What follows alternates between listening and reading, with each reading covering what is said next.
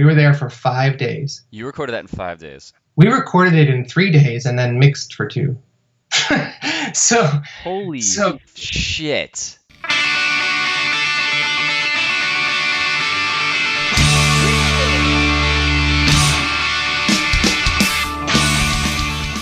Welcome, everyone, to This Was The Scene, the podcast that takes a look back at the late 90s, early 2000 punk scene. I am your host, Mike Doyle. Braid is an American emo band from Champaign, Illinois, formed in 1993. Following several early lineup changes, the band eventually settled on Bob, Todd, Chris, and Damon. In 1998, the group released their third album, Frame and Canvas, to critical acclaim and is considered a staple to the late 90s emo movement. Despite the success of Frame and Canvas, the band disbanded in 1999. This led to the formations of Hey Mercedes, with basically all the members minus Chris, and then Chris would just continue with the Firebird band, which was previously his side project. The band reunited shortly from June to August 2004 before disbanding again. In 2011, Braid reunited permanently, playing their 600th show and releasing a new album called No Coast. All of their stuff can be found on Spotify, so you should definitely go check it out. And thank you to Wikipedia for letting me steal all of that stuff to say. I messaged their Facebook page to see if they'd like to talk about the late 90s, early 2000s, and got in touch with Chris Broach. He was down to chat about that era, and here's what we talked about. The band not having a digestible sound, skating with the dudes from Cap'n Jazz when he was in high school, teaching himself how to play guitar based on what he thought sounded good, how he joined Braid, the massive amounts of pride in Chicago, touring a lot being the thing that burned out the band, the video Actuality of Thought, the making of Frame and Canvas, and this part is fucking sick in my opinion, Damon's drumming, and a ton more. Now, before we begin, you should go check out Chris's band now called Sunset, or it's SNST on Spotify. They have a song called Maybe We've Got It, and it's really fun. You should check out their video as well. Also, this week's episode is sponsored by my animation company, Drive 80. If you're heading up your marketing in your company and you need a quick way to explain what your company does, my company does that in 60 seconds using explainer animation. So if you're interested in checking that out, go to drive80.com or you can email me at mike@drive80.com.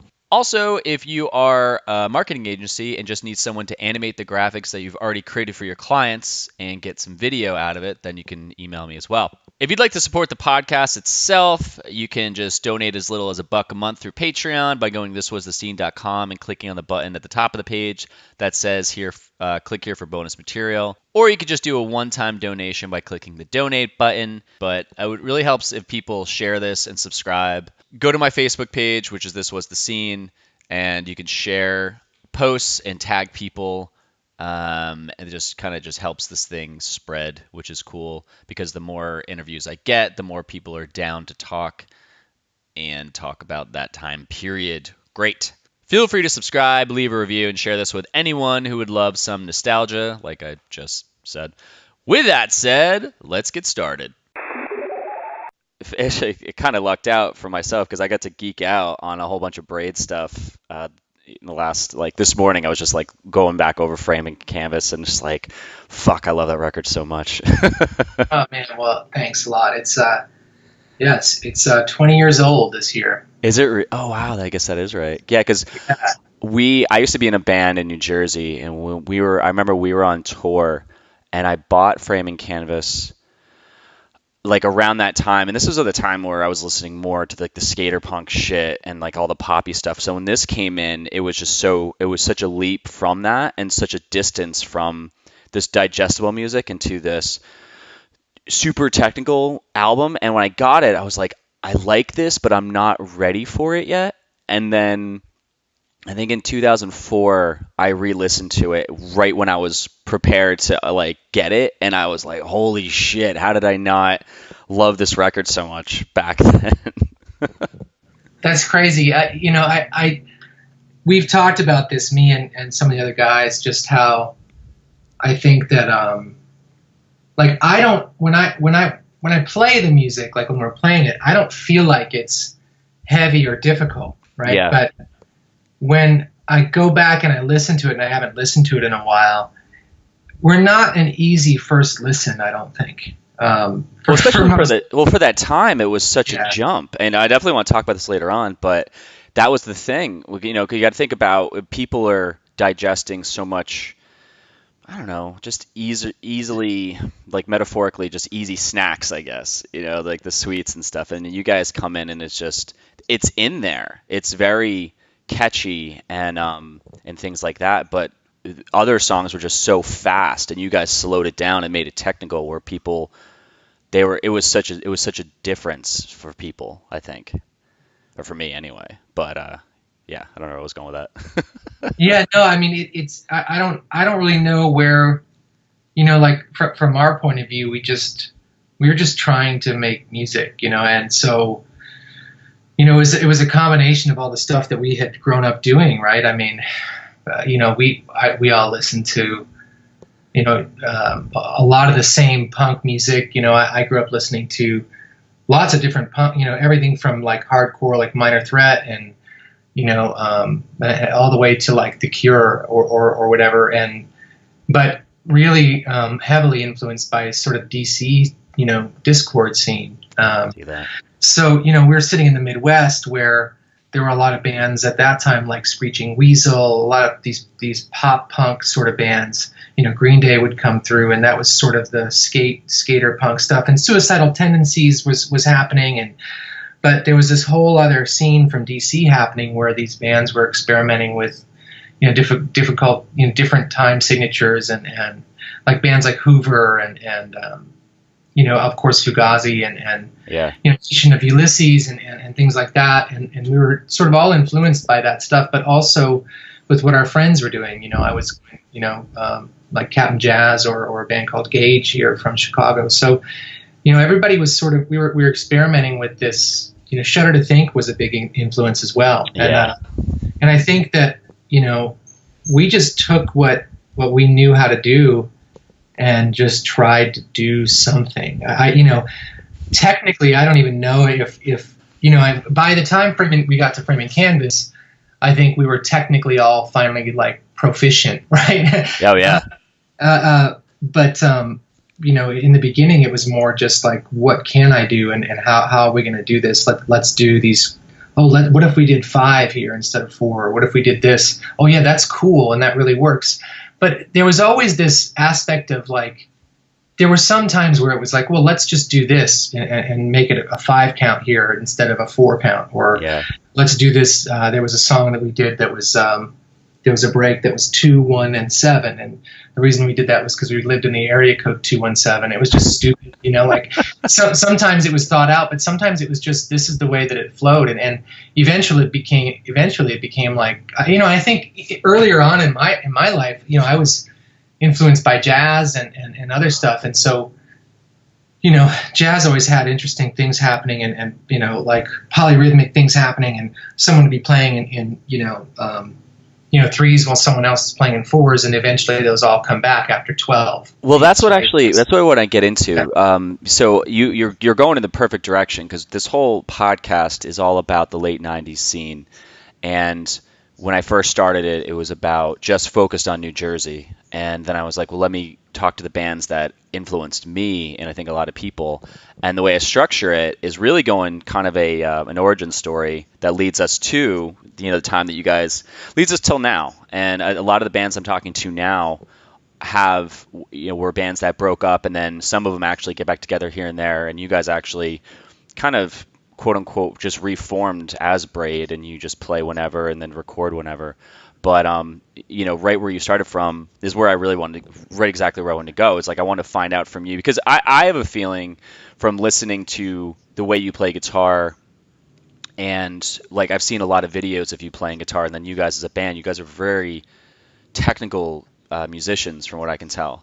So I want to go back to the point of which I started every interview with, was exactly like, what music got you into music? Yeah, so that's a great question. That's cool. Yeah, I honestly, I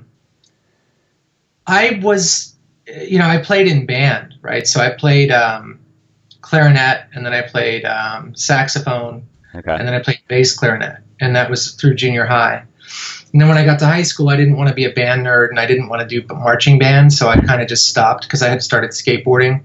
But more importantly, I had, before, up until that point, like maybe 6th grade, 7th grade, something, I just kind of listened to whatever was on the radio, right? Yep. And I think I had a couple Huey Lewis and the News tapes, and I listened to actually a lot of rap. Like I was actually really big into and at that time it was just called rap, so I'm not kidding. I had like every Fat Boys album and Run DMC and like Heavy D and the Boys and Kool Moe Dee, and I would just play basketball in my driveway and listen to like rap music, and what was that? What was that Fat Boys movie? Disorderlies? What was that? Yeah, yes. It's a great fucking movie. Yes. Well, I don't know if it's great so much as I thought it was cool that the Fat Boys made a movie at that time. Yeah. Right.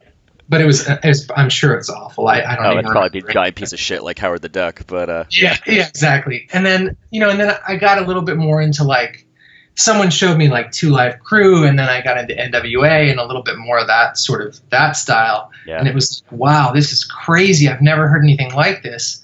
And that was what I really got into first. I got into rap music first, but then I was skateboarding, and my friend showed me Minor Threat, and that band, that music changed my entire trajectory.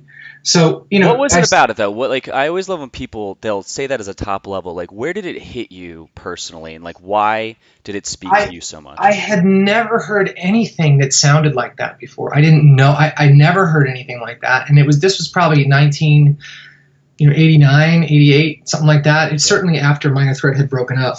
But, I think they broke up in 83, 82. But anyway, I had never heard anything that sounded like that. And they were singing about stuff that seemed to speak to me. Like, I don't know, man. I think I was an angry kid who, it was just like, they're speaking my language. He's mad, and he like, I don't know that I ever I played basketball and whatever, but I was never one of the popular kids, but I was never one of like the total, I wasn't picked on so much. I was always just sort of, I kind of sat in between all that. I was friends with everybody sort of. And, you didn't really, it sounds like when you kind of friends with everyone though. I mean, I was the same way in high school, and you're friends with everyone. There's no specific place where you feel like you belong. Yeah. And I liked playing sports. I played basketball, and I played soccer, and I played soccer in high school too. Those are the two sports I mainly played, and I really liked playing, but I started skateboarding, and I don't know, man, it was just something about it that was just, it was fast and it was angry, and I was like, yeah, what the hell is this? And, I can't keep up. I'm out of step with the world was just, that's like, I felt the same. I felt out of step always. I always felt like I was an outsider in some way, because I don't know, man, I was always an intelligent kid. Like I did well in school, and then, but that didn't fit in with being popular, and it didn't fit in with being like, a burnout or a cool kid. You know what I mean? Like, none of that I just never fit the mold of anything. And I feel like, there's that song Filler. You picked up a Bible and now you're gone. It's in your head. It's in your head. It's in your head. Filler. Right. And you call it religion. You're full of shit. And it's like, I was going to I was a Methodist. I went to a Methodist youth group, and it was just like, I just listened to those lyrics and looked at those lyrics, and while they may be so like, I don't know, sophomoric at this point, like if you were to just like, but he was just telling it straight, and he was young too. When Ian MacKay was doing that, he was young, right? So he was just, there's just this extension of punk. And certainly I'd heard, like certainly the post-punk stuff that had happened where it was like, the Police or something like that, right? Which was not really punk at all. It was more, but you know what I'm saying? Like that stuff, the cars and all that stuff on the radio as growing up. But this was the first thing that spoke to me. And then it just opened a whole world. I was, the Dead Milkmen and the Dead Kennedys and anything that started with dead, right? And then it was just, and then they were talking about things that, and at the time, I know that they were, Dead Kennedys were a little more political, right? And Bad Religion, and I got into Bad Religion, like Against the Grain was another album that I felt like changed my life, because they were playing these like punk songs that I had heard. Now by that point I was like into punk, right?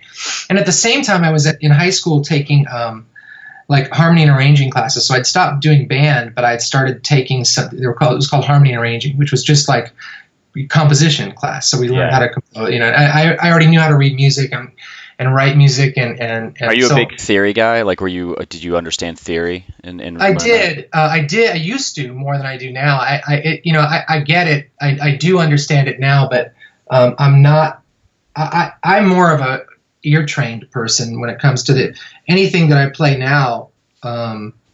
Is more ear training than. I took some guitar lessons here and there when I was younger because I wanted to learn how to play guitar, but it never really caught on until I sat down one day and said, I'm going to learn how to play guitar at the age of 16, Okay. And I actually, so for me, I started, so then, right. So here's the second piece of that. So we're skating, we're listening to that music. And I have to say one thing about Bad Religion. They were so intelligent with their lyrics. Yeah. Their lyrics are so, especially Against the Grain to me. That was the album that really made me realize, holy shit, it's not just about these like punk songs that are just 3 chords and people are mad. Like this guy actually had a voice and also was so incredibly intelligent, so very verbose, but also very intelligent with his lyrics. Modern Man. That speaks to now even. That song Modern Man, evolutionary betrayer, modern man, ecosystem destroyer. Modern man, destroyers of the chain. You know what I mean? And it's like when I was young, I was like, I kind of get it. And now I listen to it now and I'm like, oh man, fuck. Now I totally get it. But at the time, I just sort of had an inkling of, because when you're like in 7th, 8th grade, you don't care about politics when you're that. Yeah, you don't really know. You're a 21st century digital boy, right? That song was on there too, and I got it, and it was cool, and it was intelligent, and I thought it was so cool that this guy could fit all these like incredibly,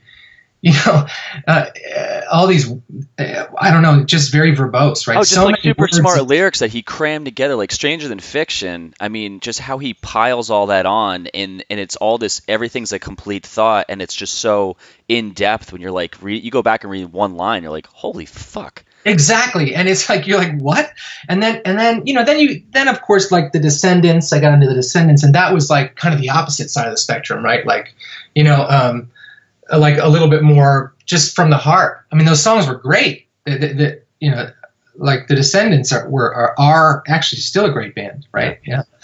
But those songs were great, and those were just heartfelt songs, I loved the Big Boys, this band, the Big Boys from Austin, Texas. I got into them, later in my high school years. And they had the 2 anthologies, The Skinny and the Fat Elvis. And I just liked that. I liked the Red Hot Chili Peppers, like at the Mother's Milk stage. And then they did like that Give It Away and whatever, Blood, Sugar, Sex, Magic. And that was kind of cool. And then after that, I kind of didn't care that much. But why? Like, what do you like? And I don't want to keep like saying why, but like, there's some. It sounds like there's something where I think a lot of people growing up in the skateboarders and skaters and punk kids, and there was a hard line of where you'd give your attention to, and then someone almost disappoints you in a way, where even musically someone goes in a different direction. You're like, why did you do that?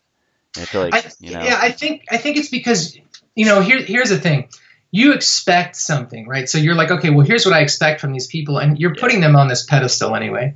And in a way, there are there are aspects of that have happened to me as well, right? So like I went off from Braid and did another band called the Firebird Band, and Yeah, which I actually started listening to on Spotify. It's fucking great. oh, thanks, man. I added it to my Spotify list. I added, Oh, good. yeah, Well, good. yeah, Maybe I'll make a couple of royalties on that one. But yeah, Dangerous. That was a song. All right, sorry, go on.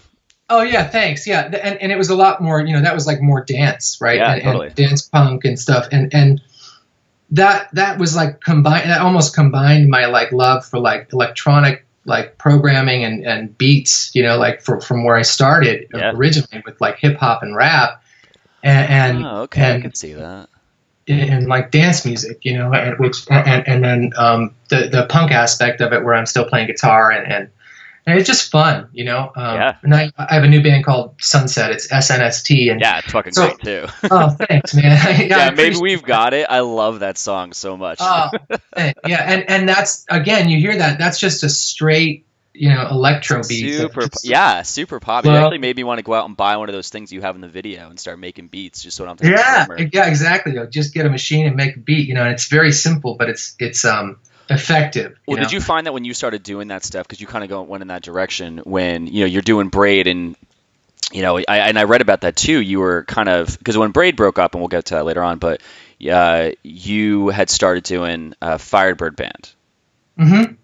Yeah. And so you were doing that simultaneously with Braid, right? Yeah. So at that time, it was called the Firebird Suite. My brother and I played in that band. Okay. And so, and then we had a drummer, this guy Chris Wilson, who went on to play in like the Laps and the Van Pelt. I think he played with, and now he plays with Ted Leo. Oh wow! But he was our drummer, and a great guy. He was the nicest person in the world, and he dealt with my brother and I just arguing constantly. And so the Firebird Suite originally started as just sort of me and my brother playing songs and writing songs, and it's a similar vein to Braid, like at least in the same genre, Yeah.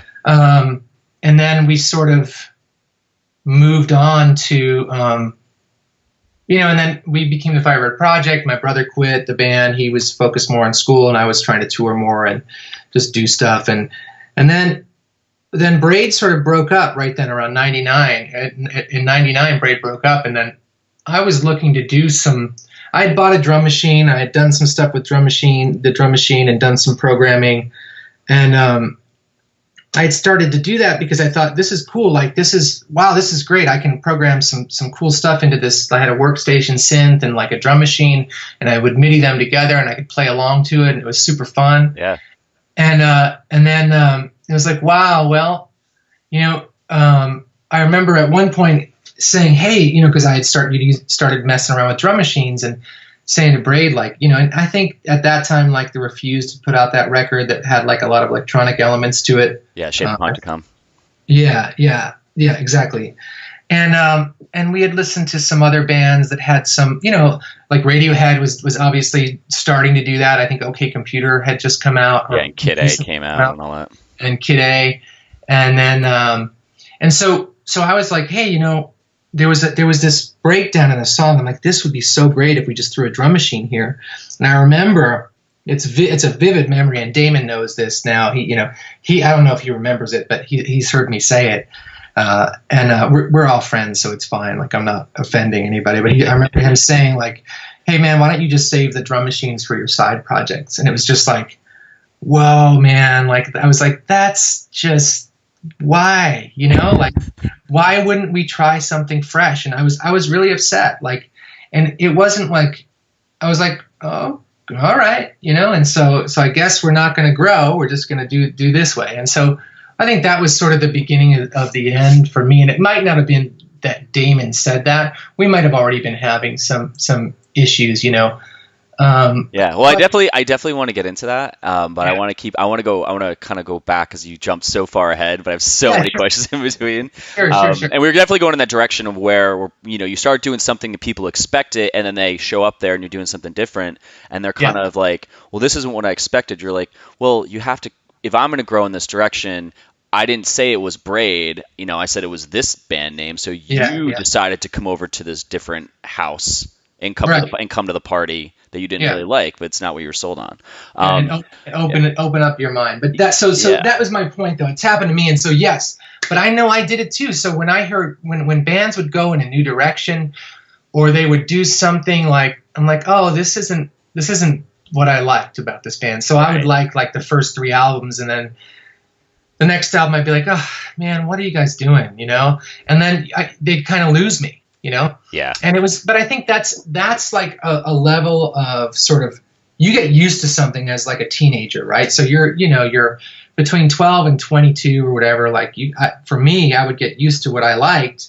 And then when someone stopped doing that, I was like, well, you lost me. So I'll listen to your first 2 records, and now I'm like writing this band off all of a sudden. And so I get why it happens, you know, because I would do it, you know? Yeah.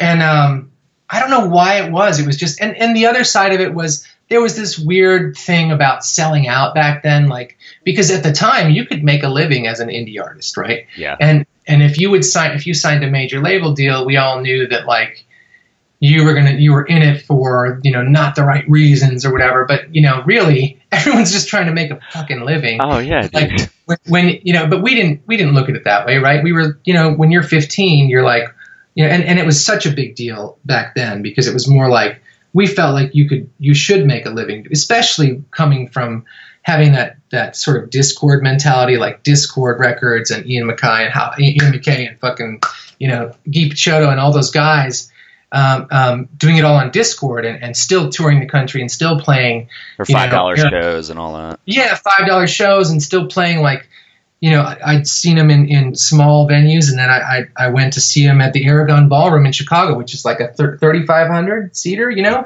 with like, you know, Tar opened for them. And like, I didn't care about Tar, but nothing against Tar. I just wasn't a fan. I just wanted to see Fugazi, you know? Yeah. And so to be able to do that on an independent level, the funny thing is, as a young kid, man, you don't get that it takes, like, it took them, you know, 20 years of playing in different bands to get to that level and playing, you know, putting out like all these records, and the music industry was different then because you could sell, like, you could put out, at that time, you could put out a 7-inch as an unknown band, and you know, just one 7-inch, and you'd sell out of the first 1,000 immediately, no matter what, you know? So if you were known, you'd press a lot more, and you'd run through them, and people would buy them because that was before the internet. You know? So there was a time when you could make music. Yeah, 100%. Well, so we grew up, the Jersey scene, you know, the whole first part of my podcast, the first like 28 episodes, they are talking about New Jersey. New Jersey had this scene where we just created this thing, and it just exploded for about like 3 or 4 years, where it was great. But we would always hear about Chicago. And when my band, I had a band called Lanemeyer, and we went on tour, and we heard about the Fireside. And right before we went on our first tour, we kept hearing about this mythical place called the Fireside and how amazing it was. So we had an understanding that Chicago was this fucking great town. So from your perspective of growing up and being in high school, so you're playing, you know, you're starting to play music, you're learning guitar at 16, you've got this musical background. So like when you formed Braid and got into the local scene, were you going to shows first and then form the band, or did you form the band and then that got you going to shows? That's a good question. So they kind of coincide, right? So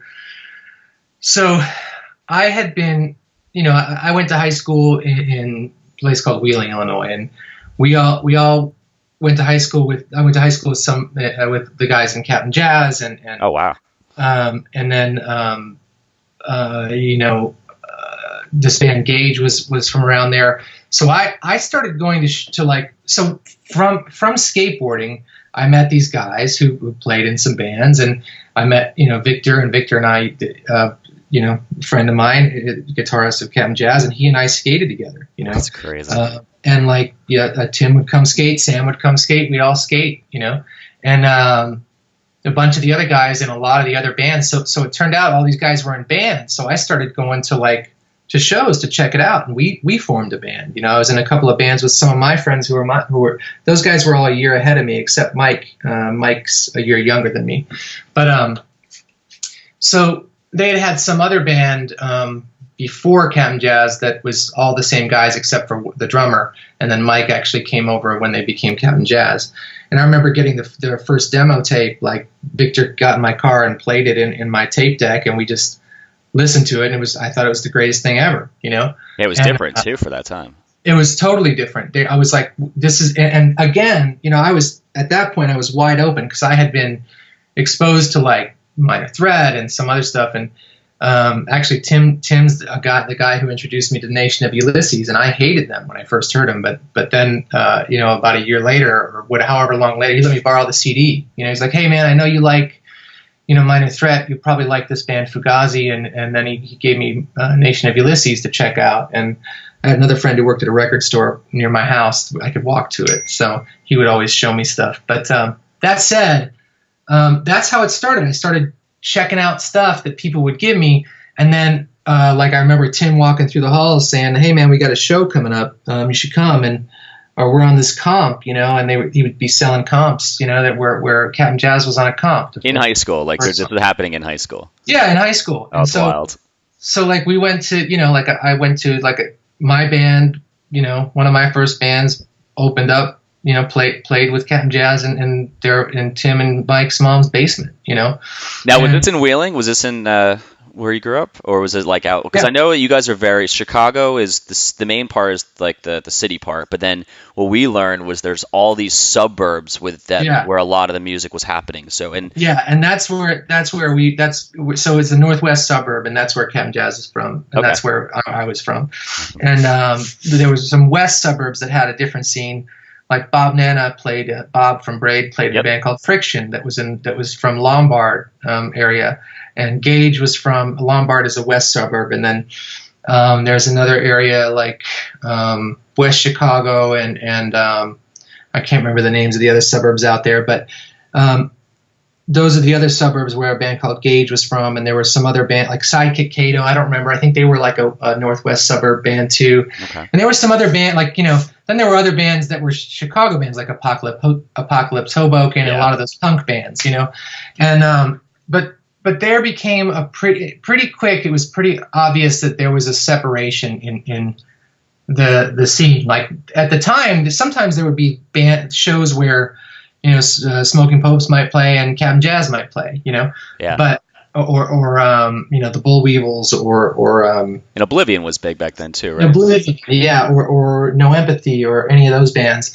But that didn't, eventually we kind of like those scenes sort of split off, like if you liked that Chicago punk, you didn't like this new stuff coming out of like, Captain Jazz or whatever. And if you liked Captain Jazz, you didn't necessarily like that punk. There was a lot of crossover stuff, but at that time everybody was, posturing and we're all like 16 to 20. So we want to be right and cool. Right. So that said, but yeah, I felt like what was happening where we were was I don't know what it was, but there was this feeling to it that was just so real, And one of my first bands, we were highly influenced by like Shudder to Think, and I've always had a little bit of a higher voice, so I sang pretty high, and we did some shows and some stuff, and I think we recorded one song that was a little more heavy than the rest of them. But, so that said, so I started going to shows in basements. I started going to shows at like a JCC hall, Moose Lodge. So I met I skated with this guy, Eric, who played in the Firebird band for a while. He played in that band Ghosts and Vodka, and he played in, which is like, I think him and I think Victor was in that band. I think Sam too. From Captain Jazz, but Eric used to do shows at this Moose Lodge and in a town called Arlington Heights, and so he'd have like Captain Jazz play and Gage and sometimes there'd be a touring band like Hoover or somebody come through, and that was great. That stuff was awesome, and that's where I was really exposed and introduced to a lot of new music. At that time, comps were kind of big, so you'd get a comp because someone would do a comp with all the Chicago bands, and that's how I was introduced to a lot of them. And I remember being at a merch table one time, and one of the guys that I played with in a band was like, well, you should get this. This is called Friction. You'll probably like it, you know? So I got it, and I liked it. I thought it was pretty cool. And I actually never saw them play. But a year and a half later, so that's about 16. So about 16. And I was playing in bands here and there. And then I actually moved my senior year to a new high school. That's a long story, but it's nothing bad. I just did. And so I kind of moved away from all the friends I had that were doing bands. And so I tried to still play in bands. I would drive back to my old suburb, but I lived so far away that I was way up north. And so I lived so far away that it was hard to kind of keep music going. But all I did, so I remember the reason I started to play guitar for me was because at one point, I was still playing in a band with some guys from my old town, and I was living way up north, and we had a show at a place.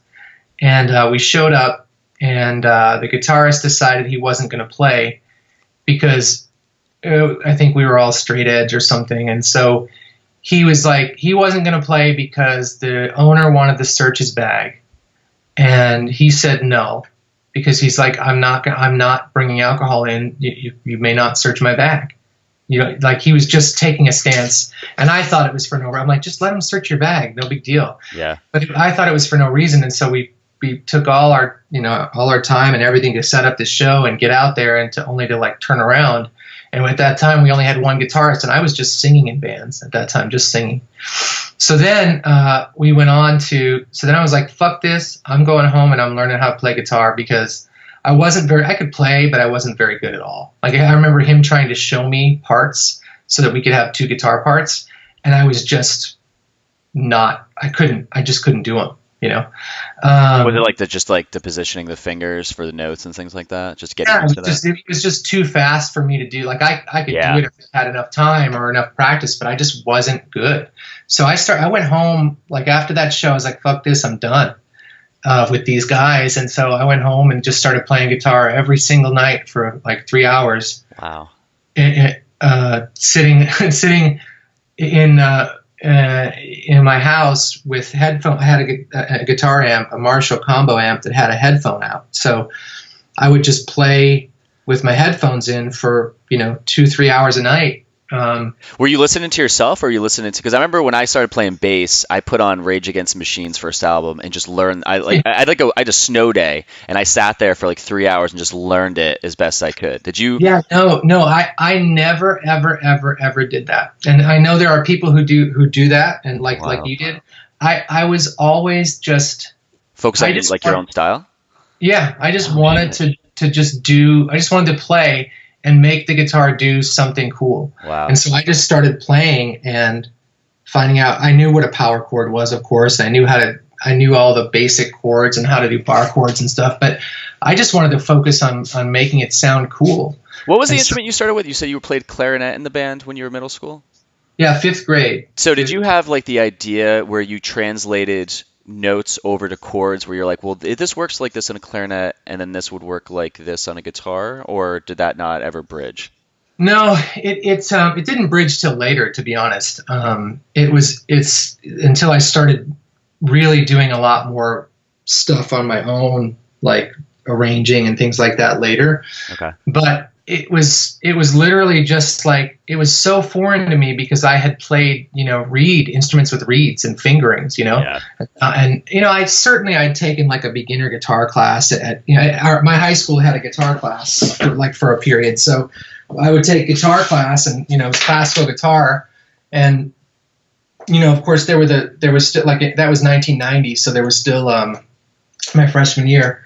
And so it was still like, a bunch of guys with like, Yngwie Malmsteen long hair doing, like solo runs and stuff on the classical guitar, and me like just learning how to position my fingers right, because I wasn't used to a stringed instrument. Even though I took guitar lessons like in 2nd grade or something, 3rd grade, and it was just, it never caught on for me.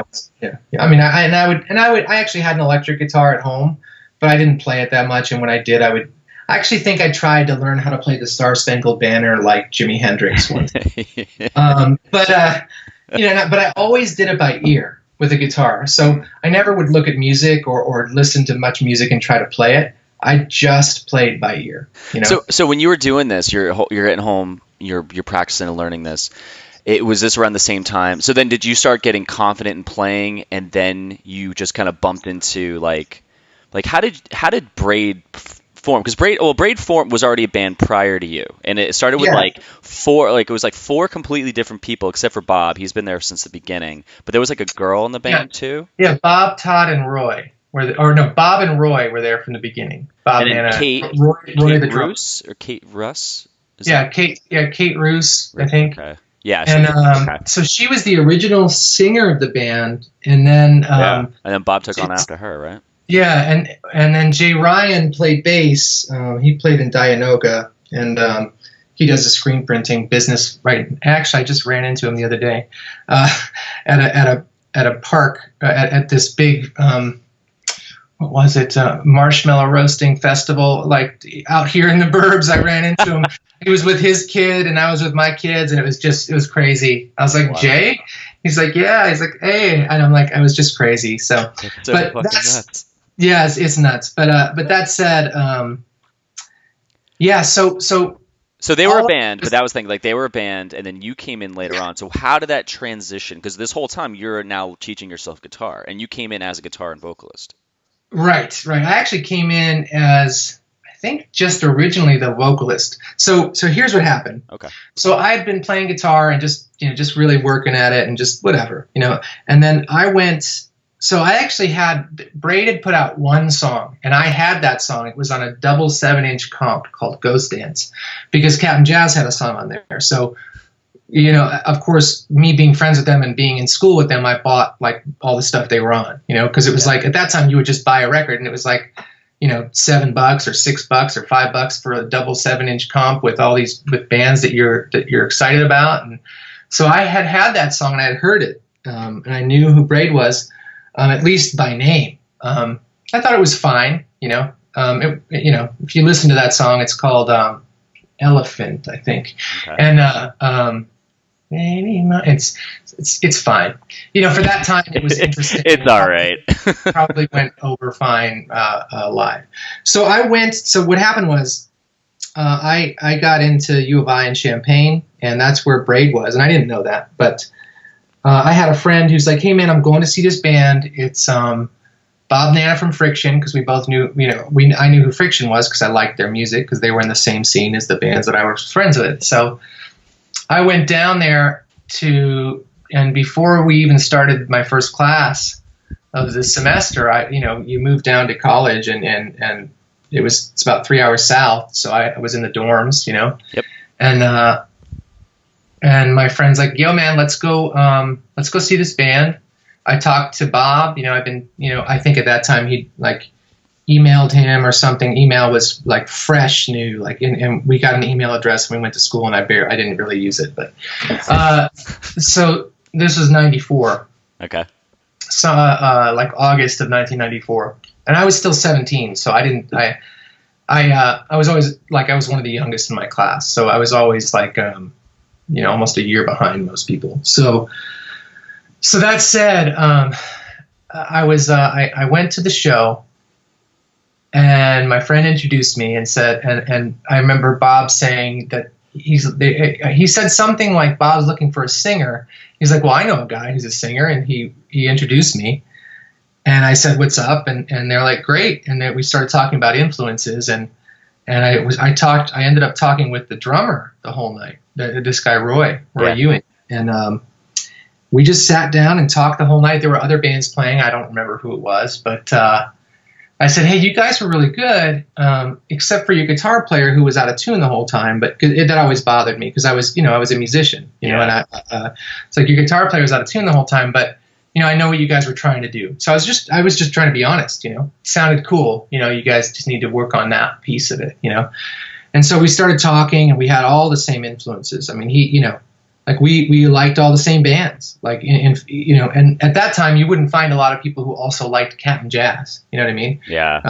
They weren't a well-known band, I mean, they were well-known, like maybe in the Chicago suburbs a little bit, but not everywhere yet. I think they had maybe done a tour.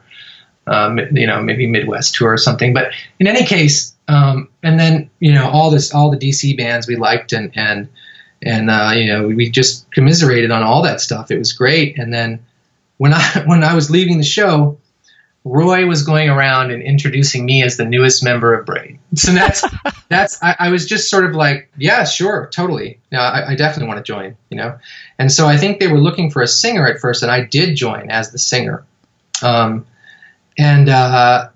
Bob, Bob's actually a really good lyricist, and so he'd be like, great, let's see what your lyrics are. And I just wasn't at the time, and I've certainly gotten better as the years have gone on, but I would just sort of get there, and I think I was intimidated because I had heard Friction, and I knew he was a singer, Yeah. And so I think I was probably intimidated at the time a little bit at my first practice. I don't remember, but I'm sure I was. But I also remember thinking, like, man, this other guitarist is not really keeping up or whatever. But it also wasn't. There was nothing against him. I actually know him, and he long story, but he put out my first band's tape back when I was like 15. Okay. The other guitarist of the band, who I ended up replacing. Okay. So his name's Pete. And so I ended up, one day Roy suggested I bring my guitar to rehearsal. And I did. And they all liked what I was doing. And I think, Pete at the time was feeling a little bit like, we thought we'd just be 3 guitars, big deal, And then I think, at one point, we decided we were going to go in a new direction, and they felt like it wasn't me. I didn't have any say. I was just like going on. I'm like, whatever. Like, I just want to play. So I'm not here to do anything except play. But they decided that I was a better fit, and so we had a meeting with, like after a couple of practices, I think we had a meeting with Pete, and Pete and I lived in the same dorm. I saw him. Jesus Christ. I saw him in the lunch hall or something at lunchtime, and I knew that they were going to kick him out, and that was the plan. And so he's like, "Do you know what this band meeting's about?" I'm like, "No, I don't know." Like, I was just trying to play stupid because I couldn't be the one to tell him. It wasn't my band yet, really. So the guys get to my dorm room. And Pete's in there with me, and they're like, huh? Like eyes wide. And I'm like, yeah, I ran into Pete in the whatever, So I think we were going to have all of us talk first and then talk to Pete. But long story short, we go across the street to this park, and all of a sudden, it's actually very, very, there's this path, right, that we're standing on, and I'm standing next to Pete, and these 3, Roy and Todd and Bob, are talking. And no one's talking first. And finally, Bob's like, Pete, I think we just have to talk. We just want to move on. And so I just walk over to the other side of the path. And then it's the 4 of us on one side and Pete on the other. And it couldn't have been more symbolic of what was happening. Everyone who's in the band, come over on this side. Not so fast, Pete. It was crazy. And he was very upset. Oh, I can imagine. Yeah, and he really, I think he really liked being in the band, and I would have hated for that to happen to me. So, I tell this story with the caveat that I never had anything against Pete or any any of the guys that for that matter. But he's turned out to be a good friend and a supporter. At least in future days, he would come to shows and say what's up and come see us at Metro and here in Chicago and stuff. So it's wild. Yeah, just crazy. But so that's kind of how it started. And so I joined Braid at 17. I turned 18, that September, just probably a week or two later. And I went over to where they were recording this 7-inch, and they had already recorded it. And I think Pete had some parts on it, and I just instead recorded new parts on it. So was that 7-inch? My parts in the studio. Was that 7-inch part of Movie Music Volume 1 and 2? Yeah. So it's the 7-inch was called Rain Snow Match. It's the songs like Motion Light and Perfect Pitch. No, not Perfect Pitch. Motion Light and I can't remember the names of this other song. There's 3 songs.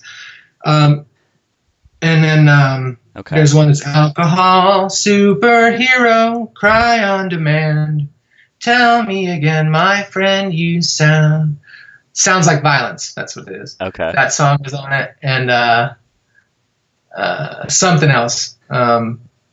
Some of this, maybe. Yeah, that's actually, yeah, sounds like Violence and Motion Light, I'm sorry, are the first two songs on volume 1. Yeah, so it's whatever those two plus whatever the third song is, I think. Okay. So So you guys recorded this, and then, so what was your first show? Like, where was that at? It was just like the four of you. oh man, I think my first show was probably at the same. It might have been at a house show that our friend Rachel lived in a house, and I don't know if Roy lived there too. No, Roy lived in an apartment down the road. It might have been at this place, 808 California, with Car Bomb and Trigger from Austin, and that was an awesome show. Awesome show. Yeah. But it could have been at this other place, the place where I saw them. It was at a place called the Red Herring. It was just like a co-op coffee shop that had shows. So I really don't remember the first show. I remember sort of the first year being in the band. I mean, I joined the band and then I couldn't care less about school. I mean, I was going to school for photography, and I think I probably got C's in a few classes and D's and F's, and then. Do you think being in the band kind of like put you on that downward slope where you started kind of pulling back from class and putting more? Oh yeah, I was done. I didn't care about anything but the band. I remember when we would go around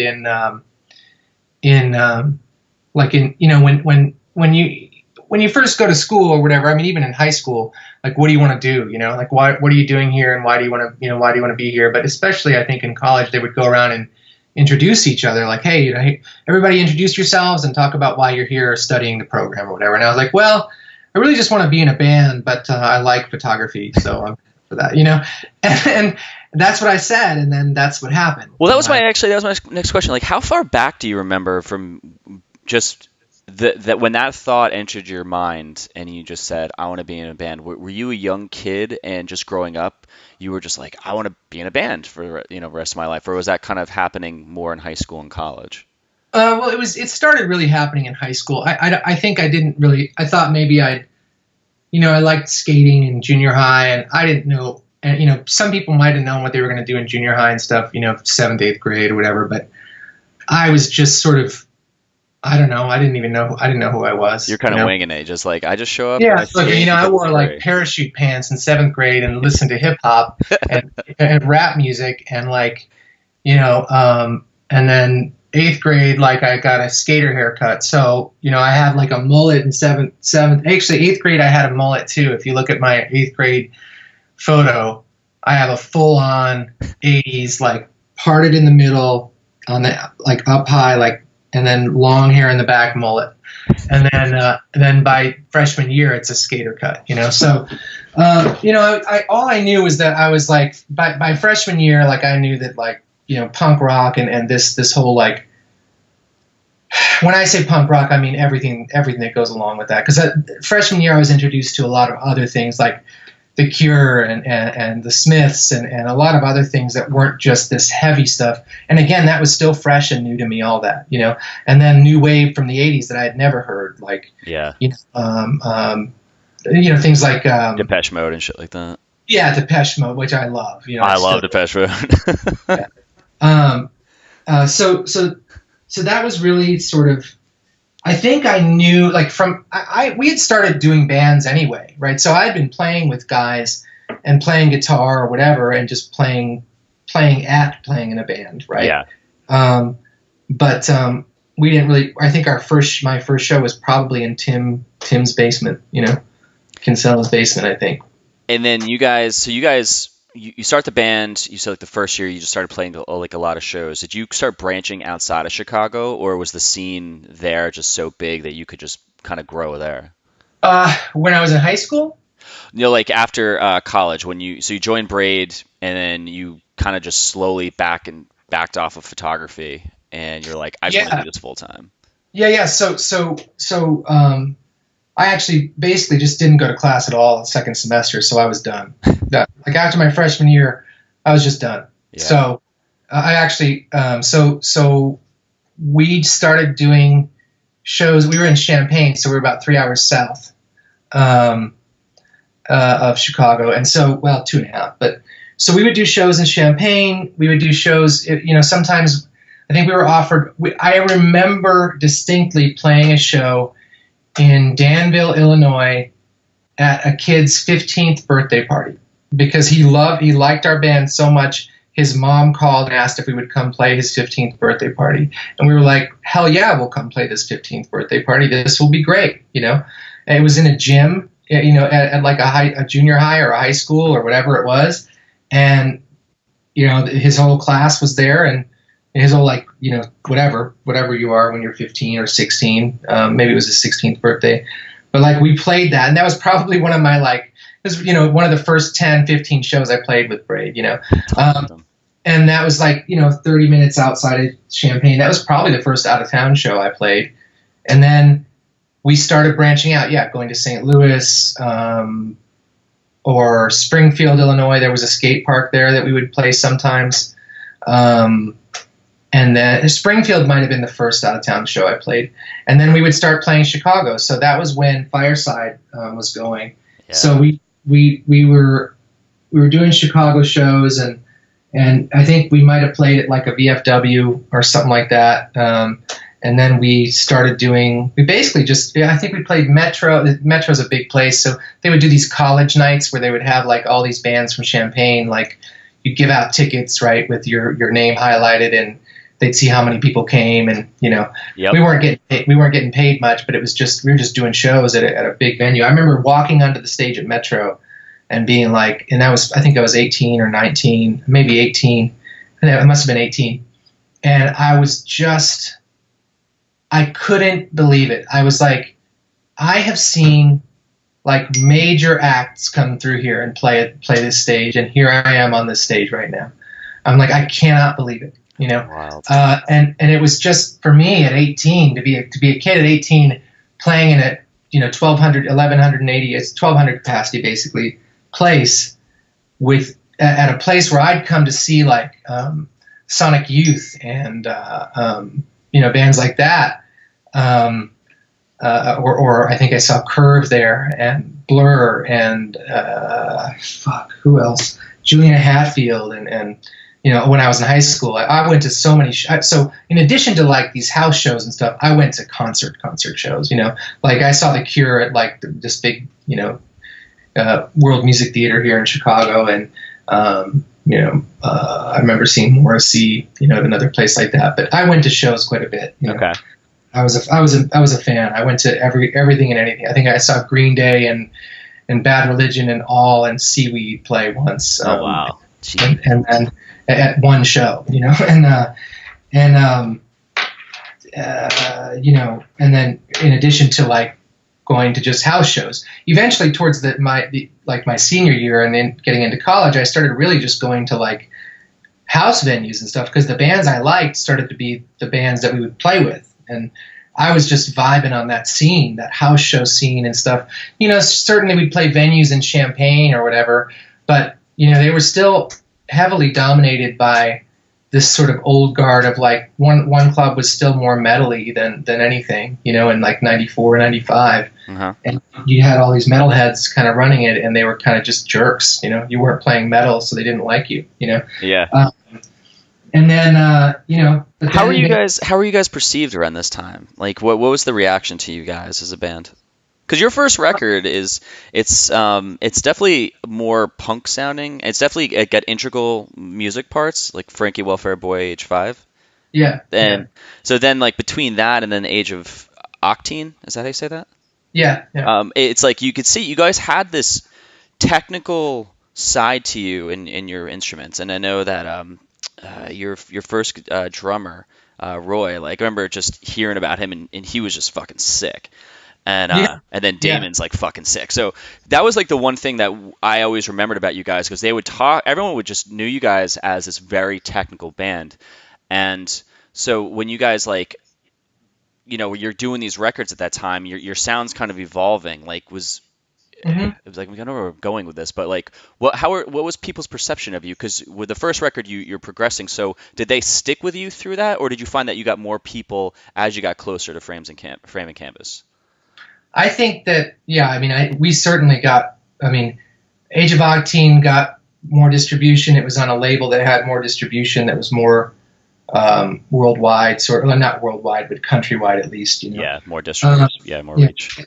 And then, so people started to get to find out about us after that. I mean, there were some people that liked Frankie Welfare Boy H5, and that's what sort of got us into playing Fireside and things like that. We had a label in Chicago put that record out, and there's definitely some punk moments on there, and so we had a nice cross section of people that liked us from like the prettier, what they would say. I remember what the conversation with Pete was. They were talking about wanting to do more pretty music. So it's fine. It's funny, but just the point is that I think honestly, I think we all just got better at our instruments because we played so often, and we played together so often. So we played a lot of shows, but we also practiced all the time. So not only that, but we played with each other. So we became, like, I can still, if I'm hanging out with Bob and we wanted to write a song, we could still sit down right now and, like, I would just come up with something or he would come up with something, and we kind of don't even have to look at what each other's doing because we just kind of go, Yeah, your guitars definitely like no, they don't battle, they flow with each other, but they do different things. Yes, yeah. And I think we both found a way to our voice, because we, like, in playing with each other in from a guitar standpoint, right? And that's because I think we just grew up playing together. So from 17, 18 on, and I think Bob, was 18 or 19, and we were all young. We all just sort of grew together, playing together. And we didn't play with anyone else. I mean, I played with a few other people, and everybody had these little fun little side projects that weren't real, just little things. But we just found our voice together. So we can still sit in a room, all four of us, me and Bob and Damon now and Todd, and we could just bang something out if we wanted to. And we kind of don't have to. There's not a lot of thought that has to go into it because we just feel it more. Does that make sense? Yeah, totally. And then, if someone's just doing some odd time signature, it's not something that we're like, oh my God, what is the count? We just do something, Sometimes it's like, oh, what is the count? Because I hear the one here, but you're telling me it's here. Tell me why, Yeah. Sounds better like the one if the one's here rather than there. We do have those kind of discussions sometimes, but we haven't written together in a little while, but But I think if we were to get back together now, or write, it's always pretty simple for us in terms of writing from each other, and that doesn't happen a lot. I've played with a lot of people since and prior, and there's not a lot of there aren't a lot of cases where you can sit down with somebody and just sort of be on the same page, Yeah, you guys definitely have a very specific sound, I think. Like, when I hear you guys, I can tell it's a Braid song. Between the instruments, the time signatures, the vocals. I mean, it's very, like, some bands I thought bled together in sound, but that was the thing that always caught me about the Chicago bands. I always felt that you guys all were so fucking different and very specific in your sound, and, like, no one else kind of copied that. That's actually interesting because you're saying that, and I never thought about it that way, but if I do think about it, especially from that time, yeah. I mean, Sweep the Lake Johnny doesn't sound like anybody else. Yeah. And nobody else sounds like Sweep the Lake Johnny, right? There was, of course, Shellac is Shellac, right? And you've got all these other bands that were doing these, Dianoga doesn't sound like anyone else, right? Yeah. The Sea and Cake, like those bands. Tortoise, all those bands created their sounds. Yeah, but I was always confused by that. I'm like, why? Because in Jersey, we would all not rip each other off, but we were all, I think, influenced by each other, where I think we were writing songs that were very super straight up pop punk, fast, whatever. And then it kind of branched off later on where the Thursdays came out. And Yeah. Like way later on, like Gaslight Anthem and shit like that. But yeah, Chicago was always very good. Like, and then SoCal punk and all that, I felt all sounded very same. But it was always so interesting to me. I'm like, what's in the water out in Illinois where you guys are so different? I don't know if it's so much of it's this interesting because I do think there's this very interesting part of Chicago that or Chicago specifically, because it is a mecca for music, really. Oh yeah. But everyone in Chicago has been exposed to Chicago music, whether it's blues or whatever, right? And that's specific to Chicago, right? But at the same time, we're influenced by the two coasts, right? We're sort of the third coast, right? Chicago, that's right, the third coast. Yeah, totally. So like California's doing one thing, and East Coast, New York, DC, they have their own sounds too. Like I know what a New York hardcore band should sound like, and I also know what a DC band is going to sound like, or at least sort of like a not exactly, but at least there's a specificity to it somehow, right? Yep, totally. And I know what a band from Chapel Hill is going to sound like at least a little bit, right? And a band from Florida is going to be, is going to be a little more, hot watery. Yeah, they're gonna be like super gruff and dirty. Yeah, exactly. That's where you get Against Me, or the early Against Me stuff. Totally. It was a lot more like punk and a little more gruff, right? Yeah, it was like dirty punk. What did you like Chapel Hill, North Carolina? Yeah. Who came out of there? Because I live in Raleigh now, and I want to ask you a question about the actuality of thought in a minute. But who from Chapel Hill like Superchunk and Arches of Loaf and Povo and all those. I didn't know they were from. Yeah.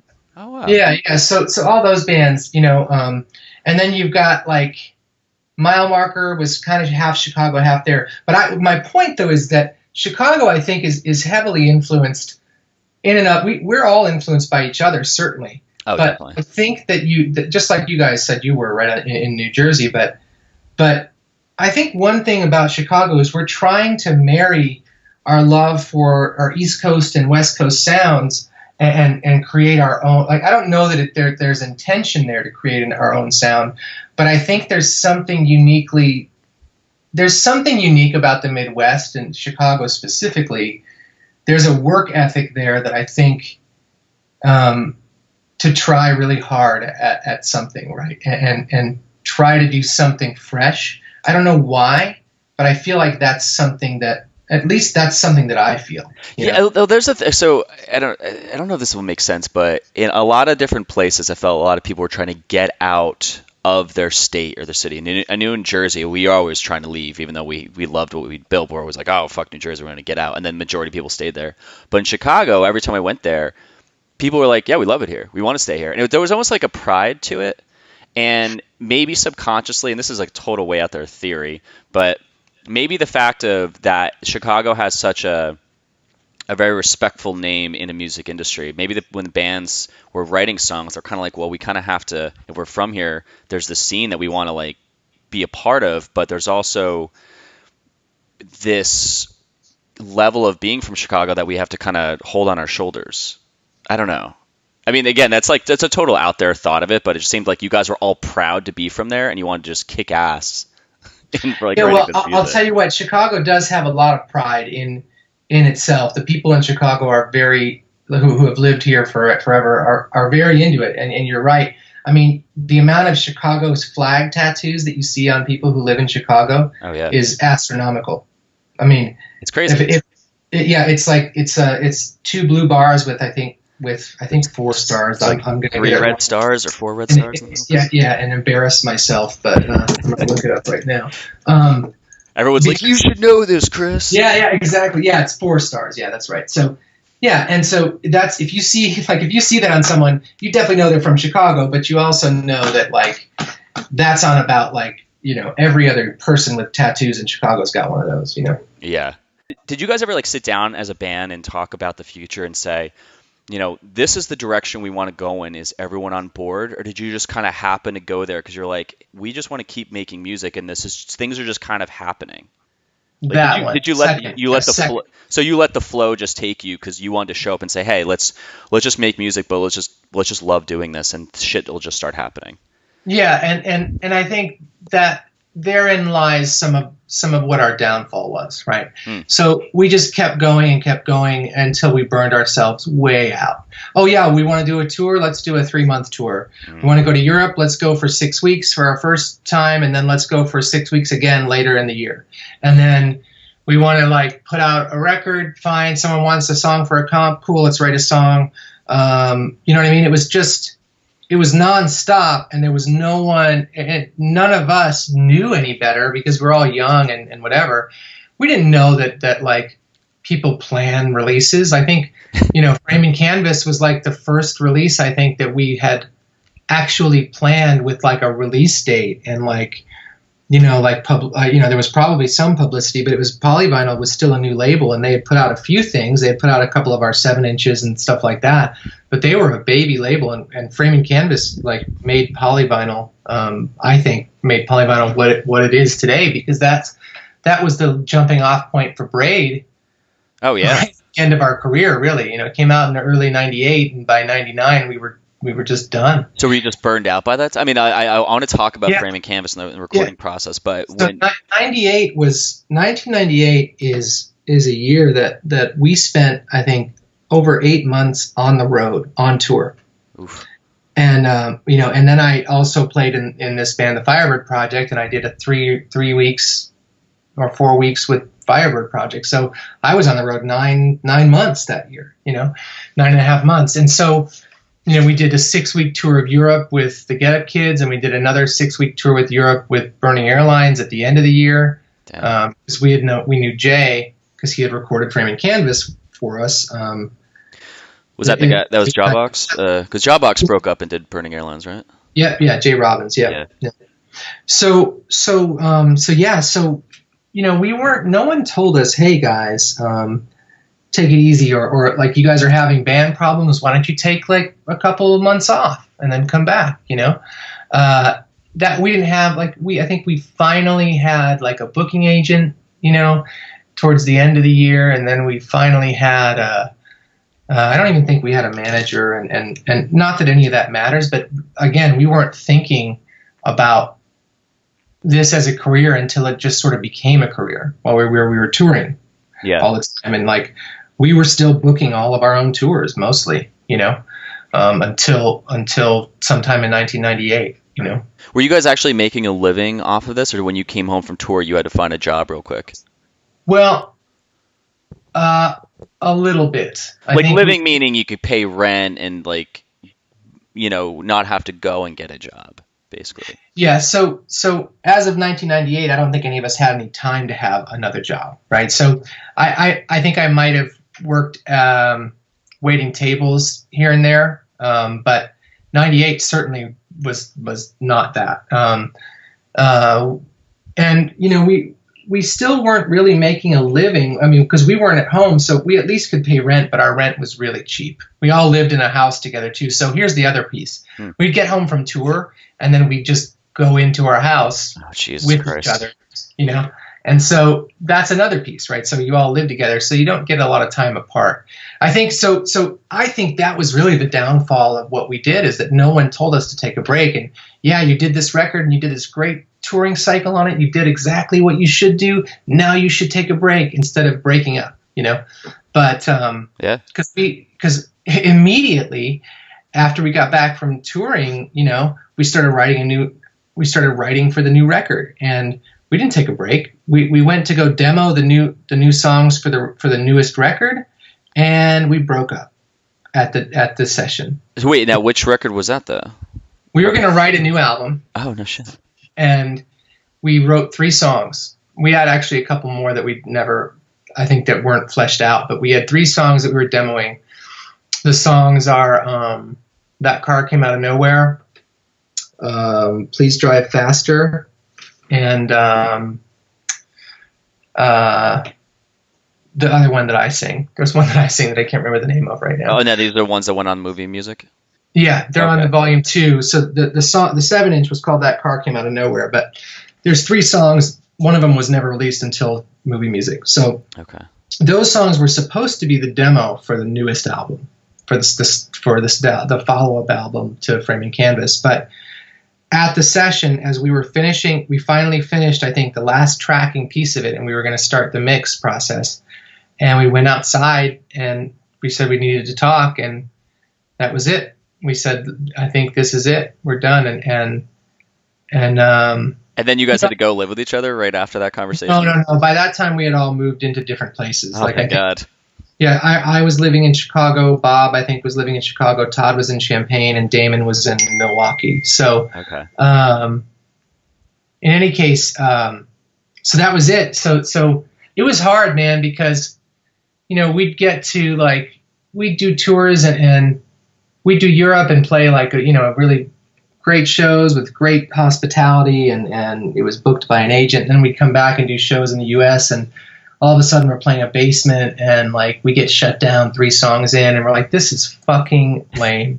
For me, it was hard. I think it was the hardest for me. I mean, for me, at least I feel that way, because I think I was the one who was like, I'm sick of being part of a losing team. Like, we just can't get anywhere. Like, we play a really great show, but then we come, the next day there's like 13 people there. This is stupid, and then the next day we play a festival, in front of, I don't know, 2,500 people, and so, like, this is not cool. But one thing that I've realized over the years is no matter who you are and what band you're in, there are always off nights. Yeah. So, I honestly wish that at the time there was someone there to tell us, guys, yeah, this is what happens. If we had someone who was managing us or saying, hey guys, let's figure this out, but I had enough. I think, I thought I was going to go back to school, and I did. But then I just immediately started the Firebird band, and we put out a record and got signed to Cargo Headhunter. And at that time they were doing all right. And so we were their newest, like, golden boys at the time, I think. And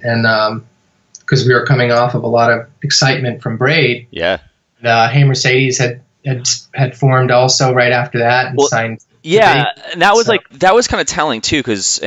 When Hey Mercedes came out, I remember to my buddy, I was like, well, this is the same band without Chris. And so it was kind of like that. When my perception from the outside was that it looked like it was a 3-to-1 split, where, because you guys kept going, like, I didn't really hear about the stuff that you were doing after that, because Hey Mercedes, I think, weren't they on Vagrant or something like that? Yeah, they signed to Vagrant. Yep. Yeah. And that's how I got to hear them so fast. But I'm like, and it was weird too. It was just like we were talking about earlier. I was so used to Braid. And then at that time, I'd gotten back into Framing Canvas, and then, Hey Mercedes is around, and I'm listening to them just thinking, it kind of has a Braid feel to it, because it's got Bob's voice, but it was missing Chris's guitar, and it's like going back to what we talked about early in the podcast. I was kind of like, I expected this, and it wasn't what I wanted, so I just totally shunned away from it. Like, yeah. I was like, nope, that's not what I want. Yeah. That's not what I want. I'm not coming over to this party right now. Well, and I still run into people who are, for me, who are like, oh, you're the Firebird band is you? I didn't know that. You're in Braid too. I knew that, but I didn't know the Firebird band was you. I like the Firebird band, or whatever, Yeah. So yeah, that was definitely a thing. It was hard to keep people with you when I went off to try to do something kind of what I felt like was different and fresh. But again, I was trying to do something different, and I think Hey Mercedes, I think, was trying to do, I mean, I can't speak for them. My feeling is that they were trying to do something a little more straightforward, and a little more rock, which is totally fine. That they in what they did, they succeeded in that. They did succeed in keeping it a little more straightforward and more rock. They still kept that, some of that, a little quirkiness, feel, but I think it was certainly a little more accessible in a rock fashion. Yeah, that's what I think I did feel that when I said, I was like, wow, they kind of took out all the super kind of going off in different direction things that Braid did and made it straightforward. Yeah. I have to go back and listen to that record, actually. Now that yeah, check it out. Yeah. And I'll tell you, like, so that's it. That's kind of what happened, and so from there, I did the Firebird band for a while, but we did, we had a good run with that band, but then, and then like just went off and did other things. I had a band called the Sparrow that I really liked a lot. It was me and two other guys that I met when I was around, I don't know, 23, 24. And wow, you were that young when you guys broke up, when Braid broke up? Yeah. I was 22. Get the fuck out. That's so crazy. Yeah. When Braid broke up, I was 20. So it was 99. Wow. And so I was 22. I turned 23 that year. Oh my God, that's so crazy. I think I was 18 at the time. No, it was not. Yeah, 99. I was 20, I think. I didn't realize how close to age we were to you guys. I always thought, because every band that I always looked up to, I just thought they were just so much older. Yeah, no, I know, I do too. I certainly did too, But then you're like, oh, well, that guy's only, wow, cool. Like 2 years older than me. That's crazy. Yeah. But also, why the fuck didn't I do that? Yeah. But anyway, but truth, man, true. Yeah. So that's we went fast and hard, and at that time it's crazy because like the years kind of fly by after that. Like Braid did a reunion tour in 2004. Yeah. And then it seemed like an eternity had gone by from 99 to 2004. At least I think time just is slower when you're younger, but it's true. And I was 28 when we did the reunion tour, 27, and then turned 28, I think, that year. But, and so we had the reunion tour was better than any of our tours when we were before we broke up. I mean, we were playing sold out packed shows, and that was a lot of fun. That was with Minus the Bear and. Oh, wow. Really? Yeah. They were main support, and then Murder by Death. Murder by Death did the whole thing. We did 2 legs, and Murder by Death was the second band. Then Minus the Bear did main support, and then us on the first leg, and then the second leg, Murder by Death, was main support, and then us, and then we had a couple of other bands. So we had a great run. That was great, and that if we had kept going at that point, that's when that was all sort of hitting. I think we would have we definitely would have been able to make a living, because we finally came back for the first time with money. It was like, wow, this is different. But that wasn't. See, again, here we are again, not planning ahead. We're just like, we want to do a reunion tour, so let's do a reunion tour. And let's go. And everyone's like, you guys are just cashing in. We're like, no, we just want to do a reunion tour. I hate that bullshit mentality of cash. It's like, fuck you. It's like you have a job you go to and you get paid for. It's like, go fuck yourself with that cash in mentality. Exactly. That's the truth. The truth is, everybody wants to see everybody else fail. It's that's just the case, right? I was in a band, now I work for a living, and now you guys are going back out and you get to make money. Fuck you. It's like, fuck it's that fun. Shit. But that's one thing, and people were getting a little shit for that, but it was that wasn't really, again, like I said before, had we had someone managing us or someone, aside from just booking us, maybe someone would have said, hey guys, here's what you should do, but that's again, that didn't happen. Again, we always just did it just to do it, and that's kind of what Braid, really, we went on tour to go on tour. And so there was interest in a reunion tour. We had someone who wanted to book it. We had people who were excited about it. Bifocal Media was like, if you're going to do a reunion tour, we should fucking re-release this thing on DVD and do a whole interview. Well, I think they were going to do a post-release anyway and talk to us 5 years later. But it turned out we were going to do a reunion tour, so it made sense. By the way, because I think we started talking to Charles at Bifocal about doing this Braid retrospective DVD. And we started hanging out and talking, and that's really what brought us back into the same room again. We hadn't all really hung out in 5 years. I think I'd been to a couple Hey Mercedes show and said what's up, but not much hanging out happened between all of us. And so we had such a good time doing the DVD and the commentary that I think we decided we should probably do a tour. This would be a lot of fun, Awesome. And I think, Charles was probably stoked because he's like, well, hell yeah, because now I can sell some, you know. So, Was that the DVD with you guys are playing in the Metro and in the fire? Yeah. Yeah, I remember I bought that years ago because I was so excited. Yeah. And that was it came out around the same time as the movie music, right? Yeah, I think movie music maybe came out a few years before that, like 2001 or Okay, 2000. yeah. 2000, it came out in 2000. Okay. The Braid DVD, the original VHS tape called Killing a Camera, That's it. came out in 99 or 2000, right after we broke up. Movie music came out around the same time, so that all came out. And then the retrospective DVD came out right as we were getting ready to go on tour, which people won't believe it, but it just sort of happened to coincide with it. And it was actually the impetus for us to decide to do a tour, was getting together to do the commentary. So that's crazy. Yeah, there's actually a video on YouTube by Shoot the Moon Media of you guys playing in Greensboro in 2004. You're playing Killing a Camera. That's so fucking nice. Holy nice. Shit, that's crazy. So what was I just wanted to walk just because I live in North Carolina now. Two things. One, I remember getting The Actuality of Thought back then when it was a VHS tape. So we went on tour and we come down. We played a show in Greenville, and we're in the skate shop. And I go, this place looks familiar. I'm like, and I saw The Actuality of Thought, and I go, holy fuck, I have that video or that VHS tape. And the guy goes, yeah, they filmed the part with Piebald and Caven downstairs in the skate park where you guys are playing tonight. And I'm like, what the fuck? So I remember we played that show, and I'm like, holy shit, this is exactly where. But I remember that whole thing had the Get Up Kids in someone's house, Jejune in someone's house, and then you guys are playing in this yellow basement or this room. Yeah. And where was that? That's been on my mind. I want to know forever. Honestly, I don't even know. God damn it!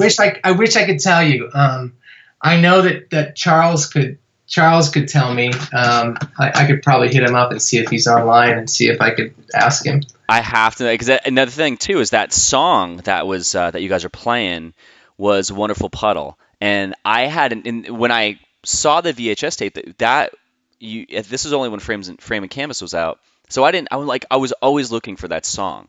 And then when movie music came out and I saw it on there, I was like, oh, thank God, I finally have like a recorded version of this song, because it was such a great song.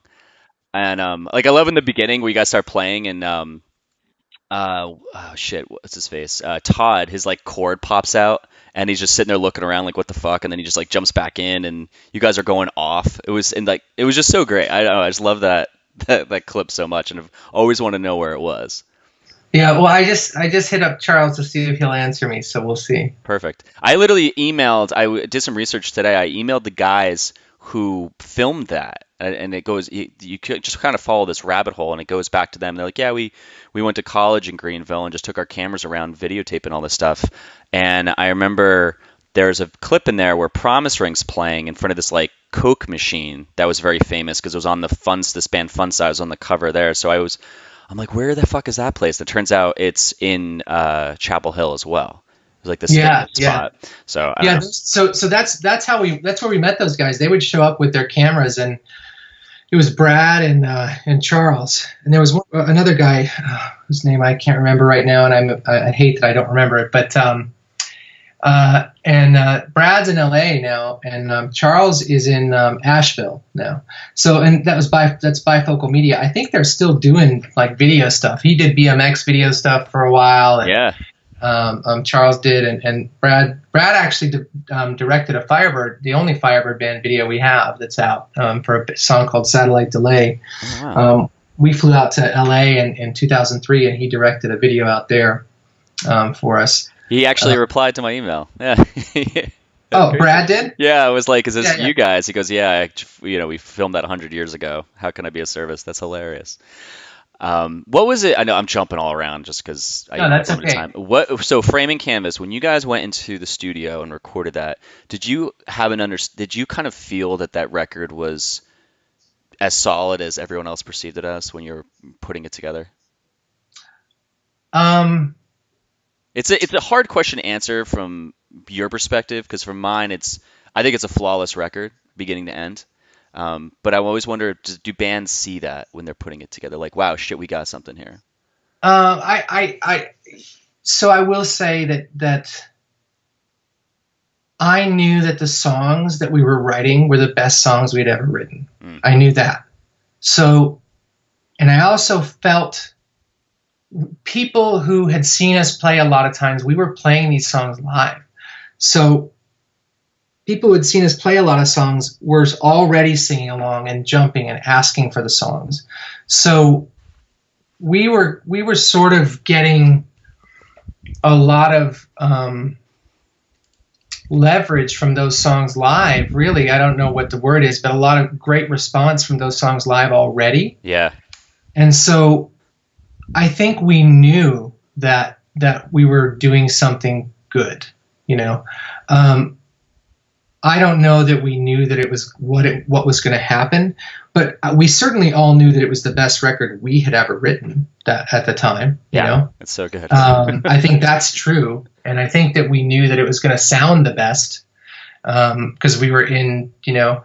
Again, it all comes back to DC, right? Here we are at Inner Ear Studios that I used to look at on the first Minor Threat tape that I ever had and going, oh my God, man, that's so cool. And then every other band that came out of DC was recorded at Inner Ear, you know, like, and so here we are at Inner Ear, like this, in my mind, legendary place for all of these bands that influenced me throughout my entire life, you know? Yeah.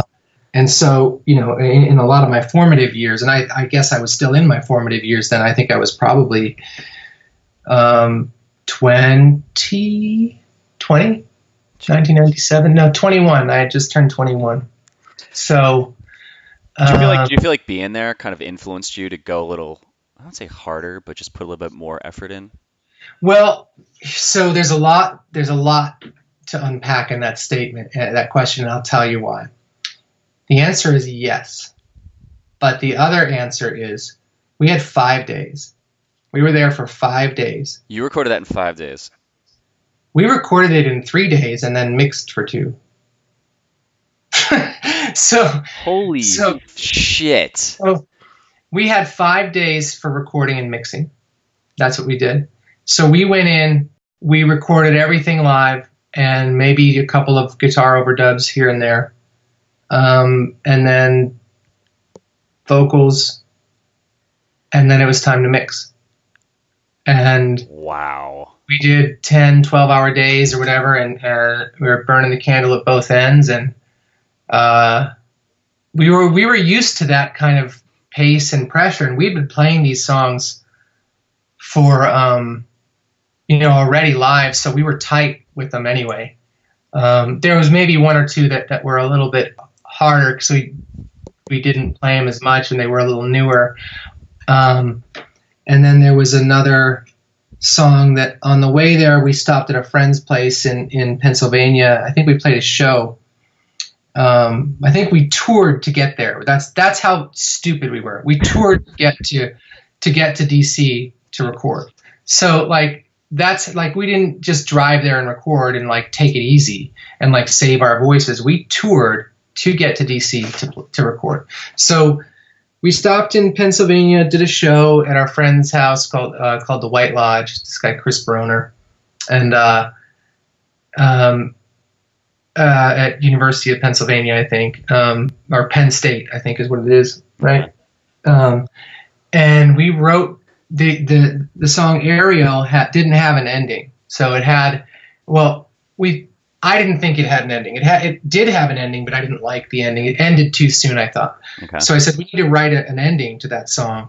We were like, hey, Chris, can we just rehearse in your garage for a minute? Because we just want to rehearse the songs and write an ending to this song. He's like, yeah, man, that's cool. So we wrote the ending to Ariel on the way to the studio. It's amazing. Yes, in a guy's garage. Okay, go on. That's amazing. So yeah, I mean, but we played so much, and we had already been touring. You know, probably we'd done 7 months or something, or six months on the road already. You know, oh no, that was 97. So we had already been playing quite a bit. You know, I mean, I think we toured that summer and started touring in the fall, because I think that might have been when Bob had graduated from college, I think in 97 or 98. Anyway, the point is, we were tight, and so like we knew we had this much time, and it was less time than we had ever had because we had the first 2 records were recorded at a friend's place where we could kind of just go in whenever we wanted and like mess around and add little sound effects or do whatever we wanted, Yeah. And so Framing Canvas was our first time with the time constraint, but also the craziest time constraint you can even imagine. I mean, these days recording a full album and mixing in 5 days is just, you don't do that, That's the demo. Yeah. Yeah. Yeah. But then I think there's something to that nowadays it's like, oh, we have all this technology, we have all this, so let's use the shit out of it, where it's kind of unnecessary and it almost makes a band sound robotic, right? And I think that what Framing Canvas did, it's the thing, you can hear that rawness in it, but you can also, it's like now that I listen to it, I think I'd be able to hear, especially knowing that it's fucking done live in a lot of parts, is that's just grueling time on the road, and it's almost like you bring that road sound into the studio with you. It's like, you ever see a band get on stage and they just look like they've been touring their asses off and they sound like it, but they're just, from their face expression to the sound that's coming out of their guitar, just the way they look, it's like the road is just sticking to their skin. Yeah. It's like, you can kind of get that now with that record. And there's a little bit of rawness in there too with your sounds, like with your voices. Like you guys hit the notes, but there's some like roughness to it. Definitely. I mean, we didn't, we weren't, I mean, we definitely didn't we focused on the vocals as much as we had time to focus on the vocals so that it sounded like us, and, but you're right. It was raw, and by, first song in for Bob, he starts to get kind of like gruff a little bit. And so, it was hard. I mean, but I think that I think that there was this pressure cooker that was happening in the band, and that much pressure and that much of a time constraint and that much, just, I don't know what the word is, but that much, I don't know. It gave it the sound that it has, it captured what it should have been, which was basically almost like the best version of a live show. Right. Yeah. So I mean, I think that still, there's definitely some really great production elements there, and we put in all the production elements that we thought it needed. And I still think it's the best, it was the best sounding record we had done at that time. Oh yeah. That's why I'm surprised. Cause it sounds very polished. It's very bright, and all the instruments are all, what's the word? Present. Yes, thank you. Yeah, They're very present, and there's no, oh wow, you're really missing this part of the drums. You can't hear them, or it's like everything's like in one line. Yeah, and it's very. I'm surprised because that's hard to do. I mean, I have a studio here, now, and I would never want to do that for a band, especially a band that's doing their 3rd record. But I'll tell you what. At the time, we were, like, let's be honest, we were still sort of an unknown band recording that record. Yeah, we were known enough that we could tour, and people came to our shows, and part of that had to do with us being on a million comps from every different state. Like if someone asked us to be on a comp, we said yes, and so we did it. And so at least someone had seen the name, and that was how you got around anyway. Like people, as long as they saw your name and had heard a song or two, they'll come to the show if it's at someone's house, or if it's at a VFW, or if it's at some club that's doing all ages shows or whatever, and so that's how we did it. But Framing Canvas definitely captured whatever it is. It captured that raw energy and that raw, just the right amount of rawness, I think. Oh yeah, definitely. If you will, yeah. I mean, like I could just keep going down a rabbit hole, but I actually do have to. I have to stop this, but I want to end it with a couple questions. That's cool. I mean, like all these questions popped up, man. I want to talk about just like what it was like in the van with you guys, and fucking like what. Oh, we were crazy guys, man. Really? I'll give you a story or two. Yeah. So we used to drive. So when we were driving down the road and we were touring with other bands or just on tour, I'd be driving and all of a sudden Todd taps me on the shoulder and he hands me a lit bottle rocket.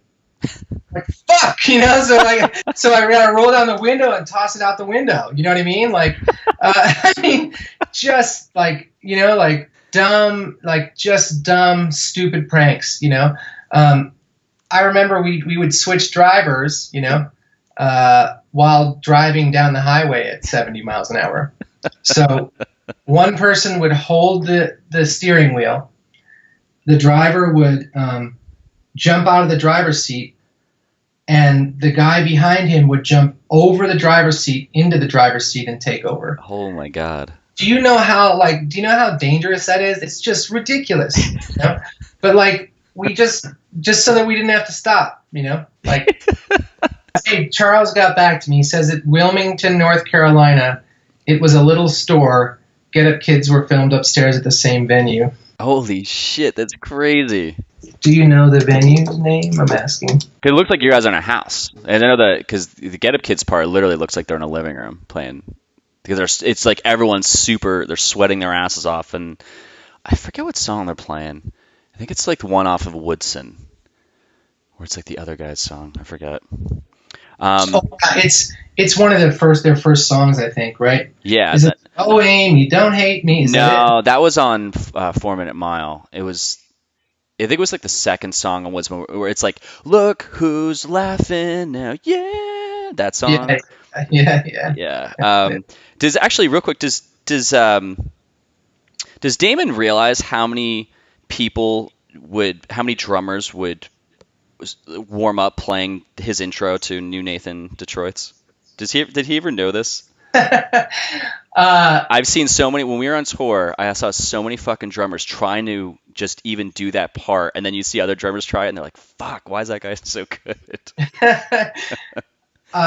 I think he does, because even I get, when I'm playing with bands in any of my other band projects, when someone in a band knows that I played in Braid or whatever, they'll do that beat as a warm up and wink at me, So I'm pretty sure Damon knows. It's such a cool I'm sure he does. But I'll tell you a story about how Damon joined Braid real quick. Yeah. So Damon, I know we're getting to the end, but I'll tell you this. So Damon joined Braid.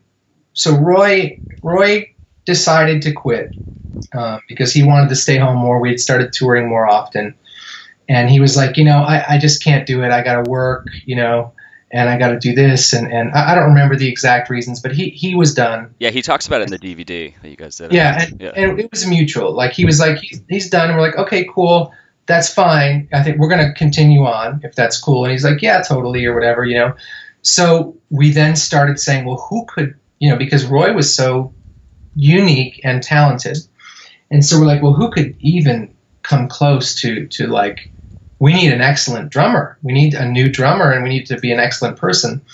And we had just played with Damon's band. Damon had a band called Figurehead that he played drums in outside of Milwaukee. And we had just played with his band like maybe a few months back, or I don't know when, but he warmed up playing Chinese Fork Tie, which is a Jawbox song. Okay.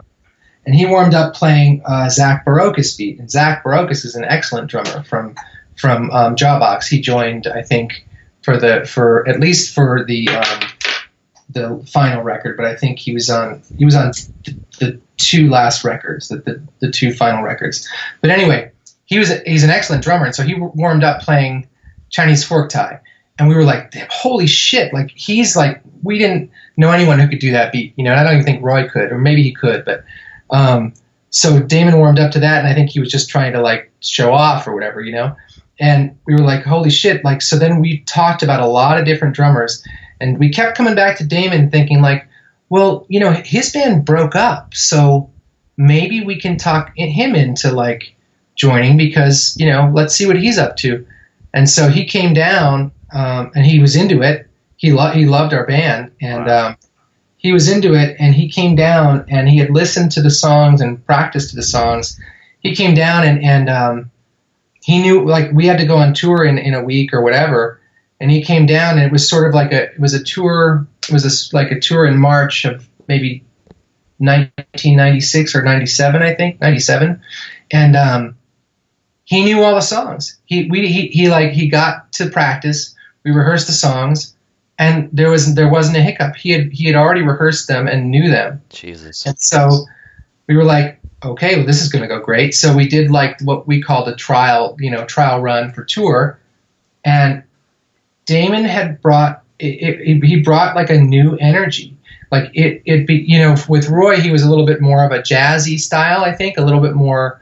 I wouldn't say loose, but comparatively, he just had a little more of a wing to it, a swing to it in a way, He just sort of like just swing it a little bit, or throw a little bits in there. But Damon was more of a rock drummer, but who also had that technical ability. So he brought, whereas Roy played on like a piccolo snare, or in a small jazz kit, Damon brought a rock kit, with a big snare, and he hit hard. He hit harder. Yeah, and he had like massive style too, where a lot of drummers kind of get dismissed when they're on stage. They get lost. It seemed like it was four of you on the stage, where yes, you'd spot him. As soon as he joined the band, it really changed our dynamic, and I think it breathed new life into the band. So we just Freeman Can't, or sorry, Age of Octane had been released, and then we were kind of like, okay, what are we going to do next? And then Roy was like, I'm done, and so we're like, all right, well, let's see what happens. Let's do this tour, and then it was like just a fresh breath of air, and not that we needed Roy to leave for that to happen, but it just happened that way. Yeah. And Damon was really, really a personality unto his own, who really added to the dynamic of the band rather than took away from it by switching drummers. He just added this new dynamic that gave another person, like, even though Roy had his own personality and what he was doing, now Damon had this new personality that gave us this a little more of a rock, I don't know, harder sound or something, Yeah. Yeah. Does that make sense? Yeah, it totally makes sense. And you can see it too. Like if you watch old videos, you can see that dynamic when you're playing. Especially in like, again, that actuality of thought. You guys are just going off on stage. Like you're on the ground and he's like rocking out. Yeah, I mean, your hair was fantastic back then, by the way. Oh yeah. Well, I mean, everyone's hair is fantastic at 20. Most people. Anyway. Yeah, it always said to me, I was like, damn man, this guy's got these giant fucking blonde, like, what the hell is going on there? It was crazy. Well, I was like getting shreds on a Rickenbacker. Like this guy's fucking badass. For the actuality of thought video, certainly, like, he could have caught me like, a month before and I had black hair or had shaved my head. So I went through the gamut with hair back there. Yeah. Oh, we all did. I had like red. I had like pink hair one time. Yeah. All right, man. So I'm going to close this out. I'm going to do it with two questions. This one, I don't even know this one. This one's been working odd. When I was doing it in the Jersey season, it landed so much different, and I get so much different answers now that I'm talking to all these bands outside of Jersey. But I always ask this, and this is how I used to end the show, and then that would be it. But then I don't want to let you plug whatever you want at the end. So, cool. What scene ethics do you still hold on to this day? Scene ethics, huh? Yeah. Man.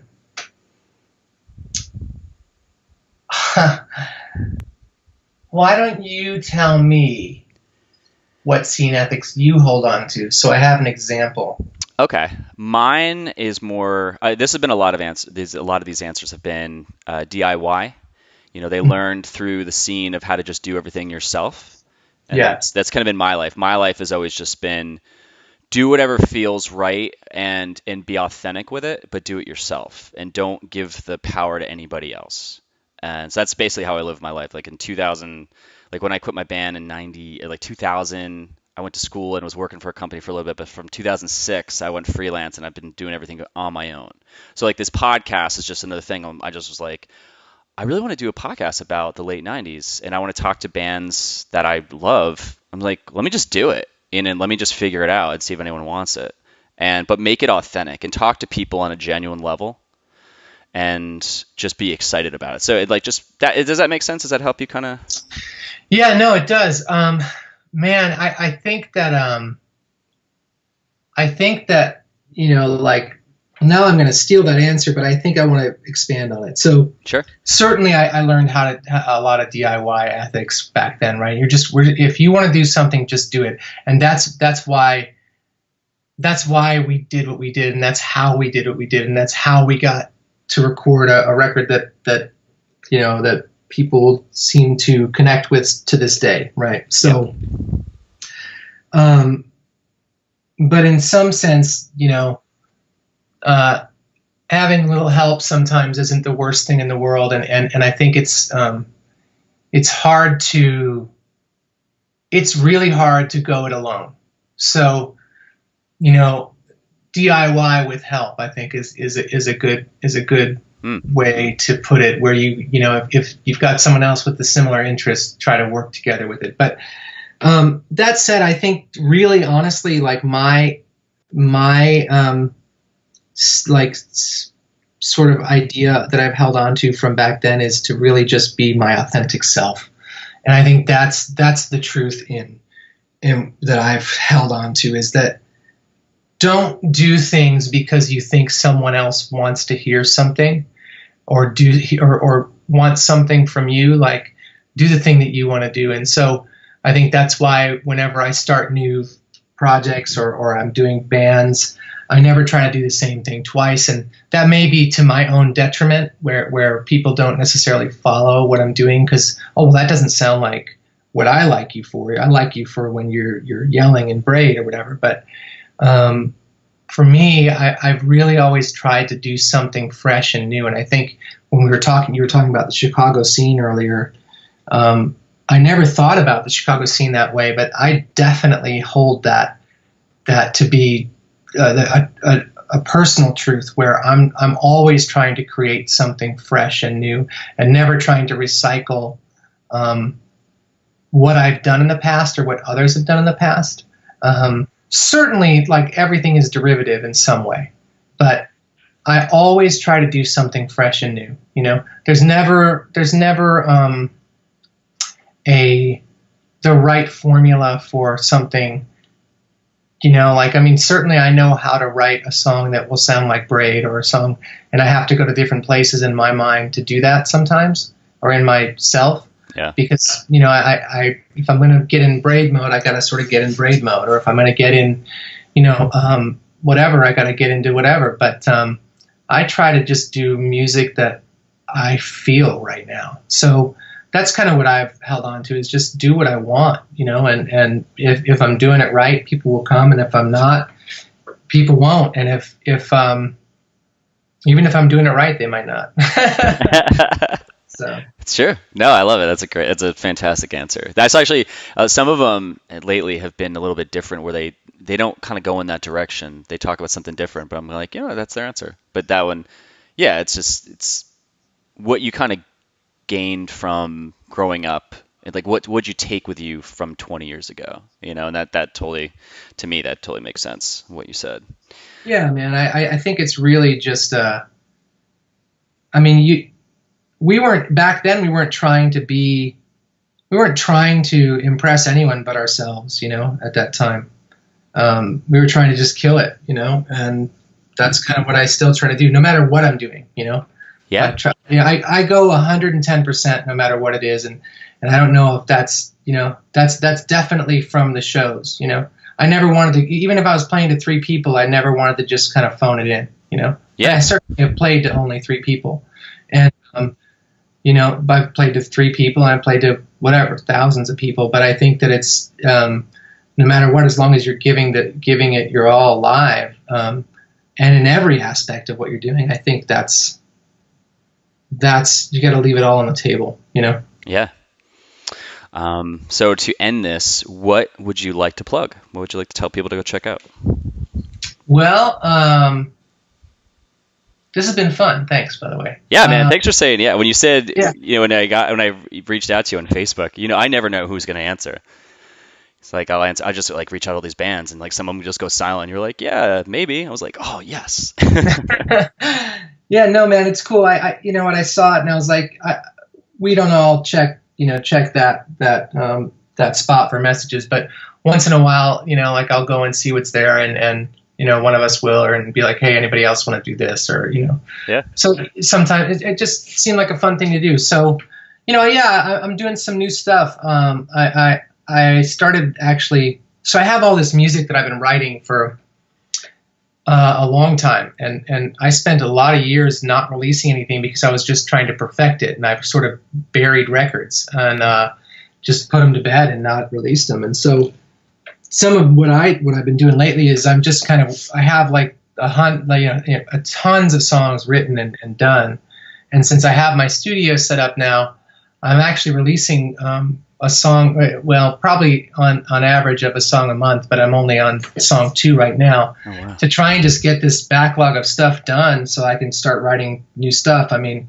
so I released one song in September, under my name, Chris Broach, called Break It Up. I got another song coming out this Friday, so whatever this Friday is, I think it's the 19th maybe, or 20th? 19th, yeah. This of October, called "Pick Up a Gun," and it's just a bunch of songs I've been working on that don't necessarily fit in with my newest project, my newest band called Sunset, which is SNST. If you get a chance, please check that out as well. Definitely check it out. It's fucking awesome. Yeah. And I think if you like, if you like Braid, you'll probably like my solo stuff a little bit, because some of that goes into some of that territory, but others of it will go into more of the Sunset or Firebird band territory. It's just sort of music that I'm starting to release solo, so I can just get it out there, and then so it doesn't sit on my hard drive forever and not get released, but it's really good stuff, and I'm stoked on it. And look for, Sunset's going to be doing a new record at some point. We're actually signed to a label out of New Jersey. What label? Rhyme and Reason Records. Okay. They got a band called Pronoun that you might have heard of, out of New York. Some other bands, Red Barat, some other bands like that. But check them out. They're great. And if you get a chance, check out my new solo stuff. I'll be putting stuff out pretty much a song a month for a while, maybe even more than that. But if I focus on trying to do a whole album right now, I've got 3 kids, right? And so I've got 3 kids under 5, a 4.5-year-old, a 2.5-year-old, and a 6-month-old. So I can't necessarily focus on a whole album right now. So I kind of get song to song and just kind of do it. Otherwise, I'll never get it out. So that's kind of what I've been doing. But yeah, man, it's awesome, and I'm stoked and happy you're documenting some stuff and talking to some cool people. And I hope that some people listen to this.